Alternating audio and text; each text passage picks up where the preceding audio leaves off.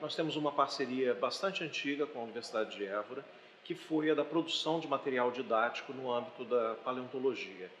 Nós temos um livro que foi produzido no Brasil e em Portugal, e aqui em Évora, com a colaboração da professora Alzenda Balbino, o qual é bastante utilizado nos países de língua portuguesa.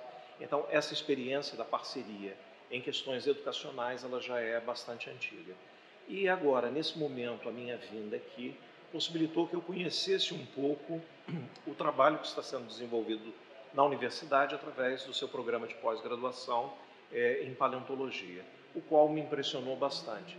Em especial esse evento, a PaleoFalls, organizada exclusivamente por alunos, mas que tem, no meu entender, um impacto muito importante para a ciência, já que muitas das questões que aqui estão sendo apresentadas são únicas e de caráter inédito. É precisamente falar de património paleontológico no Brasil e a relevância deste a nível socioeconómico. Quer desvendar um pouco da palestra que vai apresentar aos alunos? Sim, normalmente quando nós pensamos na paleontologia, nós imaginamos questões ligadas à origem da vida, à evolução, às extinções. E quase sempre esquecemos que esses temas eles têm um grande apelo público. Então, o trabalho que nós temos desenvolvido no Brasil é a utilização de fósseis para essas localidades que às vezes são pequenos povoados e pequenos locais sem grandes alternativas econômicas para o desenvolvimento de um turismo científico e de um turismo cultural, dando assim um novo caráter à paleontologia, um novo caráter aos fósseis, que é o da sua utilização para a geração de riquezas para as comunidades nas quais eles são encontrados. A paleontologia divide-se conceitualmente em diversas áreas.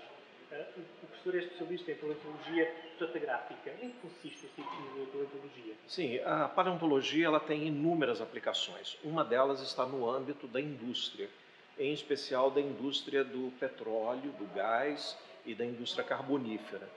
O trabalho da paleontologia estratigráfica ele se dá exatamente através do estudo dos fósseis, geralmente microfósseis, e da sua aplicação a nível industrial, possibilitando assim que nós encontremos recursos minerais importantes, em especial os recursos energéticos. Então, a paleontologia estratigráfica, que é a minha especialidade dentro da universidade, tem essa preocupação da análise do material fossilífero e a maneira como ele pode ser utilizado a nível industrial. O professor já participou em inúmeros livros, publicações, em vários trabalhos arqueológicos, paleontológicos, o que é que referia de destaque durante estes anos, as descobertas que foi efetuando até os dias de hoje?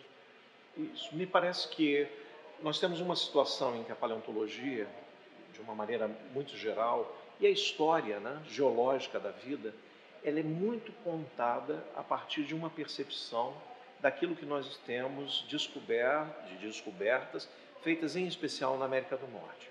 E nós temos observado no contexto brasileiro e no contexto daquilo que nós chamamos de Gondwana, que é a grande massa continental que reunia a América do Sul, Antártica, Índia, Austrália, formando um supercontinente, que no passado existiu e que hoje não existe mais, uma diversidade enorme de animais e plantas que podem efetivamente contar uma história de evolução da vida muito distinta daquela que nós temos atualmente.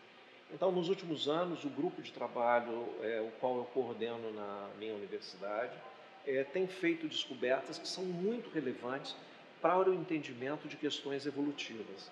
Recentemente, nós descobrimos um novo dinossauro que tem relações, por exemplo, não com os dinossauros da América do Sul, mas com os dinossauros encontrados no hemisfério norte.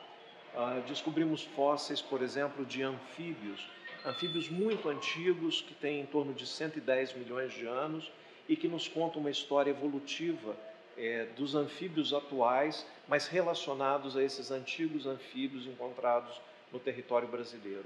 Ou descobertas, por exemplo, como a ave mais completa que já foi descoberta em todo o contexto gondwânico, proveniente da região do Araripe, que é a Cratoaves. Então, nós temos a possibilidade de, através dos estudos que estamos desenvolvendo, poder contar um pouco a história geológica da vida na Terra de uma nova perspectiva daquilo que existe abaixo da linha do Equador, mostrando que muitos são os elementos que ali existem e que podem contribuir de maneira expressiva para o entendimento tanto dos processos de evolução, mas também dos processos de transformação da vida no nosso planeta e da sua subsequente extinção. Já vimos que a paleontologia serve, enfim, para várias áreas, mas conseguimos entender melhor o passado. E dá para perspectivar o futuro também, dentro da paleontologia? Sem dúvida alguma. A paleontologia, em especial a micropaleontologia, ela nos dá alguns entendimentos que são relacionados às questões, por exemplo, das flutuações climáticas, que são hoje tão em voga e que nos possibilitam entender não só o tempo presente, mas as grandes transformações que nos aguardam no futuro. Então, estudar os fósseis é uma forma de nós nos prepararmos e de entendermos a velocidade e os processos de transformação dos ambientes terrestres, dos ambientes marinhos e, em especial, das condições climatológicas que tanto podem afetar a própria espécie humana. Muito obrigado, professor. Eu é que agradeço. E será sempre bem-vindo de regresso à Universidade de Évora. Muito obrigado e eu fico muito feliz de poder estar aqui e de ver uma universidade tão linda, tão bem estruturada e com um grupo de professores e de alunos tão empenhados em mostrar a relevância dessa ciência que é tão bonita, tão interessante e que tem tanto uma aplicação para a transformação direta das nossas vidas, como também tem a possibilidade de geração de recursos e do entendimento do próprio sentido da nossa existência no planeta Terra. Muito obrigado. Muito obrigado. Boa tarde.